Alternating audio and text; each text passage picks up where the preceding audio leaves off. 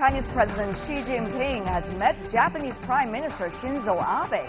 Can these estranged neighbors find really some common ground?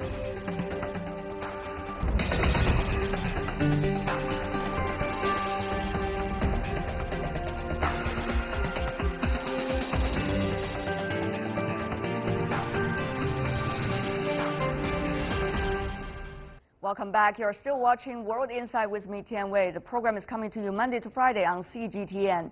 Chinese President Xi Jinping has met with Japanese Prime Minister Shinzo Abe on the sidelines of the Eastern Economic Forum in Vladivostok. The two countries are working to improve once strained ties. Xi said the world's two major economies should take responsibility for global peace and prosperity and to protect the multilateralism and trade rules under the WTO. Xi welcomed Tokyo's involvement in Beijing's opening up and reform, encouraging Japan to join the Belt and Road Initiative. Abe said Japan wants closer bonds with China as its neighbor's development in recent decades has had a good impact on Japan. He promised Tokyo would properly handle sensitive issues regarding Taiwan and World War II history.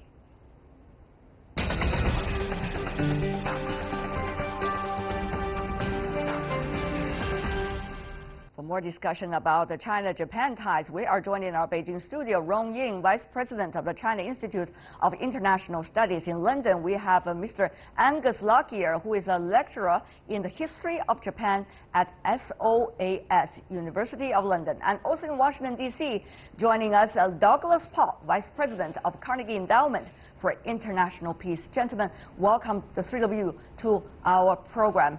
Mr. Paul, I want you to maybe help us to understand, as someone, as an observer coming from the U.S., how do you see this relationship between China and Japan, in fact, is really warming up? Well, I wouldn't say it was warming up. I think it's a matter of acknowledging realism. Japan and China have many conflicting interests, and they have a few overlapping interests. But they have one unavoidable reality, and that is they are neighbors. They're going to be bumping against each other in the waters on their historical issues between the two for a long time to come. And I think what Mr. Abe is trying to do as Prime Minister is continue to stand firmly for Japanese interests that might be in conflict with China, but to find areas where, if possible, they can manage that conflict and seek areas of cooperation. Mr. Lockyer, what about your observation that China and Japan, recent years, really have been having some problems? Interactions, particularly at the very top level, has been rare. And now things is really changing? Again, like your previous speaker, I'd say really changing is a little bit strong, but certainly the international environment has changed to the extent that the pivot of the rules-based order, which we've all lived under for so long, is becoming a bit unsteady, and that's in D.C. To the extent that that's happening, of course, both China and Japan realize that maybe they have to exert themselves a little more to ensure that there's a certain degree of stability within the region within which they can, as the previous speaker said, rub up against each other, sometimes in competition, and certainly the historical issues won't go away overnight. And certainly there is also going to be economic competition since China has made such great strides. But there are also areas of possible collaboration, and I think there's a degree of pragmatism here about acknowledging that. About that pragmatism, Mr. Rong, we see China now, as we mentioned earlier, many times, in an apparent trade war with the United States. It is very likely that the U.S. would move on also to Tokyo. But at the same time, we also see Tokyo is certainly having its very clear economic ideology by promoting and believing in TPP and many other multilateral platforms, as well as free trade. So will this, in a way, economic and trade ideology bring China and Japan onto the same platform and be able to cooperate with one another? Well, I'm not totally sure that that trade issue will bring China and Japan in a sort of way that would be able to do something. But I do believe that the past few years, in particular since late last year, the relationship has seen positive and interactions from the two sides. And I think at the meeting, both President Xi and Prime Minister Abe had made it very clear the relationship is now back to the track, and they are working together to make sure that the pragmatic cooperation will continue and new areas can be explored. And they also understand that they have to work together to manage their differences in a constructive way. So I see that there are big changes in terms of the atmosphere, in terms of attitude, and more importantly, I think the positive way that the two sides are working together to ensure there will be a better and a stable relationship. I see. All of you have been using the word pragmatism. About that word, Mr. Paul, also about geopolitics in the region. I mean, Northeast Asia, in which Japan and China certainly are two big parties in the region, have been experiencing some issues, for example, about the Korean Peninsula nuclear issue. Well, the allies of the United States, such as Japan, is wondering what is likely to be the real nature of relationship between Washington and Tokyo. How will China and Japan moving closer with one another on some of these very important geopolitical issues in the region? Is there a possibility? I think there's a narrow band of potential cooperation on these bigger issues. Fundamentally, the nuclear issue is going to be between North Korea and the United States.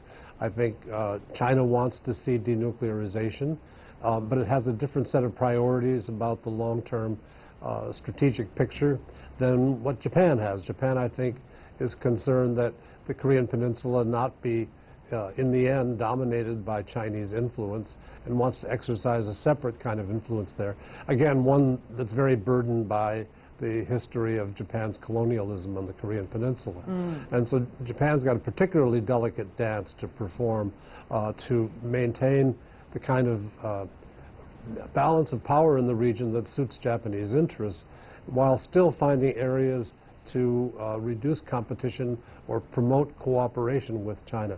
You were mentioning trade earlier. I think the U.S. threat to the trade supply chain in East Asia is one that directly affects the interests of both Beijing and Tokyo. That's right. And Mr. Abe has to get in there and defend the interests of Japanese suppliers to that supply chain. Agree, Mr. Rong from Beijing? Well, I think on the regional issues like North Korea's nuclear issues, certainly China and Japan shares a common ground, that is the denuclearization. And of course, I think being the ally of the United States, Japan has its own sort of interest and own concerns. But all in all, I think this is the starting point of the cooperation and coordination between China and certainly the United States also, and Japan. So I think it is also, at least from this meeting, I mean, there are signals that, as I said, that they are going to approach these issues in a more positive and constructive way. We have seen, Mr. Lockyer, several interactions between Chinese President Xi Jinping and Prime Minister Abe from Japan on multilateral platforms. But it's very likely, now we know, in October, Prime Minister Abe is going to make a visit to China. That is going to be bilateral, certainly, and both sides are actively preparing for it. Some would say, wow, that's quite quick in a way. What would they mean if it really takes place? Does it mean that the ice is really melting, which has been growing there for quite some years between China and Japan, Mr. Lockyer? I don't think it's an either or. I think it's the next step along the way. I think high-level meetings, bilateral meetings, as you point out, are enormously important, both in the symbolic and the material sense. I mean, the symbolic meaning of the meeting will be big. The reason being, of course, that it's the 40th anniversary of a very important treaty between the two sides. But I think at the same time, that meeting allows other things to happen. I mean, we've heard of earlier today about possible collaborations on the Belt and Road Initiative, specifically in concrete projects. And I think those kind of steps gradually do change the landscape within which both sides are operating. So it's a positive step. What will happen, as a historian, I have to say we don't know. But it's a good step. There are even things that the historians wouldn't know. Well, there we go, about the BRI, for example. That, of course, has never been touched on much by Japan earlier. But this time, it's different. China, on the other hand, was quite far away from the idea of TPP earlier, but then China's idea and attitude has been gradually evolving. So it seems that no matter what it's called, it seems that both sides are looking for multilateral kinds of cooperation about trade, about economic development. That is for sure, Mr. Rong. Will that common ground be well used by both sides and smartly used by both sides? It is true. I think on the regional issues, particularly on these regional economic, so the trade integration and issues, seems that China and Japan has now coming closer. And particularly on the question of Belt and Road Initiative, I think Japan have changed.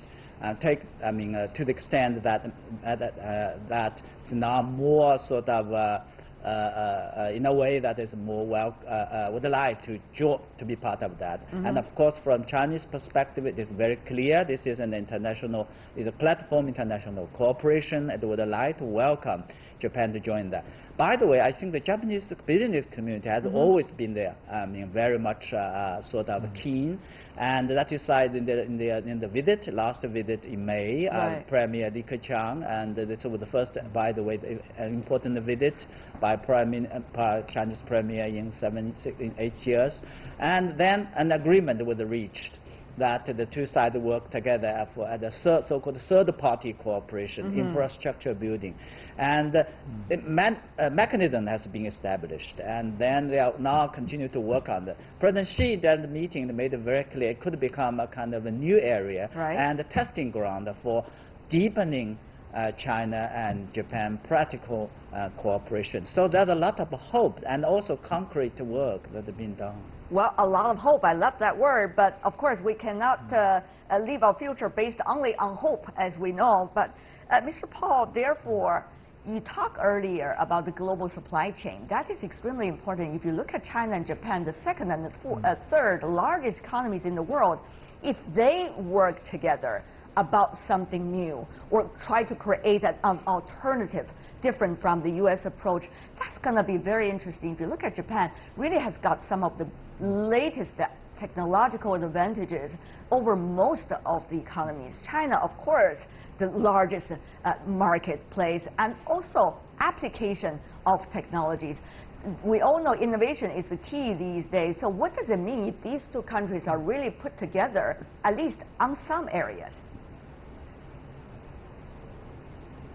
Well, I think that as China's economy moves up the ladder of technology, and you address the question of reduced availability of cheap labor in China by increased industrialization and sophistication, there's going to be more harmonies with Japanese capabilities in time. This has to apply, as we were discussing earlier, to the Trans-Pacific Partnership concept. China was really not ready to be part of it when it was first introduced years ago, but over the time that's passed in between, China is much more interested in the kinds of rules that will protect technology, will create markets, and will allow China to be able to get its more sophisticated products the kind of return on investment that you need to maintain and grow China's prosperity. So their interests are coming together in time.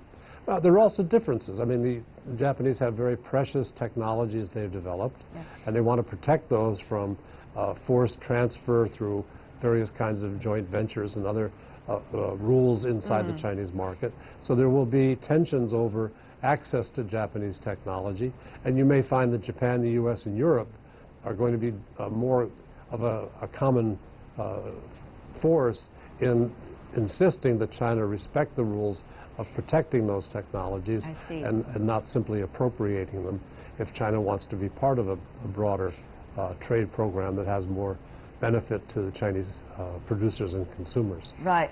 Before we go, one final question, of course, is the elephant in the room. That is the history. China, Japan has been having some rocky history about their histories.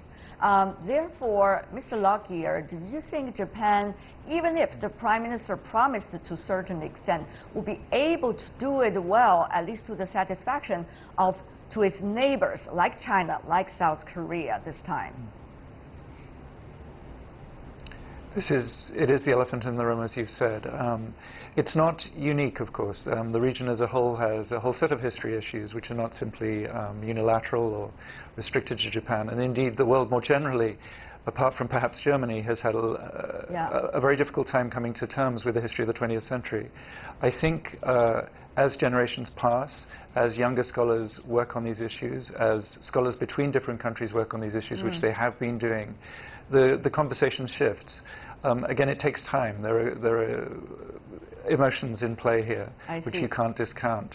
I'm optimistic here, but one has to be careful, and one has to do what I think is beginning to happen, which is begin to understand the issue from the other side. I see. That's difficult work, which will take time. But let's hope, back to that word, let's hope that as time passes, we can have conversations. Oh, you're using the word hope as well. Well, shall we have Mr. Rong before we go? Final words from you, 30 seconds if you can, sir. Yeah, I think history, is one of the sensitive issues for the relationship between China and Japan, and also Japan with the other neighbors in the region. I think China's position on history is very clear, that is, history is kind of mirror, and with that also take a look ahead to the future. And it is also the principles in the four political documents, and I think that at this meeting, Prime Minister Abe has made clear they would uphold to these principles, and there will be no change that. So we hope that Japan will keep the promise. All right. That hope is not an issue anymore. Hope. Those are the words that three of you all shared. Thank you so much, gentlemen, for being with us. Rong Ying and Angus Lockyer and Douglas Paul.